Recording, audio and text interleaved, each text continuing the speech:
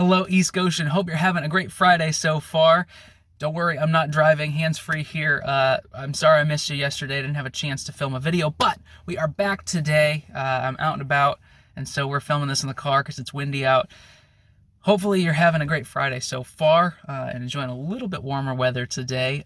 But we are back to finish out James chapter 3. At the beginning of the week, we talked about taming the tongue, how it is a restless evil full of poison, and it will set the course of one's life on fire and is itself set on fire by hell. Strong words from James, but he's emphasizing for us the dignity that we ought to speak into the lives of other people. Our words are indications of how we love God, because the people who bear His image that we interact with on a daily basis deserve dignity and value in the way we interact with them, especially the way we speak to them, because that will dictate how we treat them. All right, so that's what we talked about on Tuesday, just as a review. And now we're going to finish out the chapter where James is talking about the two different kinds of wisdom that we encounter. There is the heavenly, spiritual, pure wisdom that comes from God, and then there is the earthly, demonic, and unspiritual wisdom that comes from ourselves and the world around us. And so those are the two kinds of wisdom he wants to contrast here. And I want to focus on verse 16 of chapter 3, where he says, "For where you have envy and selfish ambition, there you find disorder and every evil practice."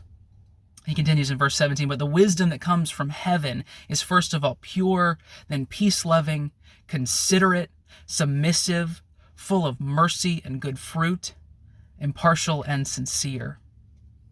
So there is a purity that comes from heavenly wisdom. Remember, at the beginning of the letter, he says, "If any of you lacks wisdom, ask God and He will give it to you." And so you're asking yourself, okay, what kind of wisdom comes from God? It is pure, peace-loving. It is submissive to other people. It's considerate. It's compassionate. It's loving. That's the kind of wisdom that pushes us to others. That's the kind of love and heart religion that God calls us to, the kind that is other-oriented. And so the love that comes from God that He gives to us then pushes us out into the world around us to treat people well, to give them dignity and value, and to speak truth and life over them. And so that's the kind of wisdom that comes from God, but we find ourselves all too often falling into the worldly patterns. That we have this selfish ambition, this envy, and that leads to every kind of disorder and evil practice. God says to us, the order of love is follow me, love me first, then love others, and then yourself falls below everyone else. That as we are other-oriented, the need to value ourselves and to emphasize ourselves at the detriment of others falls to the wayside. But when we turn inward, when our desires are self-oriented, that's when our love is disordered.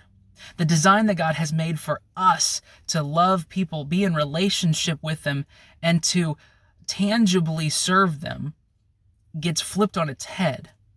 And so when our love is disordered, when we love ourselves more than we ought to, we shouldn't be surprised when all sorts of selfish ambitions, envy, and every evil practice then sneaks its way into our life. Because we've mixed up what matters the most. It is God first, and then it is loving others. And so ask yourself today, as you reflect on the passage, am I other-oriented in my living? Is the kind of wisdom that comes out of my life emphasizing my relationship with God, emphasizing the wisdom that He gives to me, and pushing me to be other-oriented? Or is my life in disorder because I've mixed up what matters most? So reflect on it, pray on it, and if you find yourself lacking, you find yourself turning inwardly, ask God for the wisdom that only comes from Him, and He will give it freely.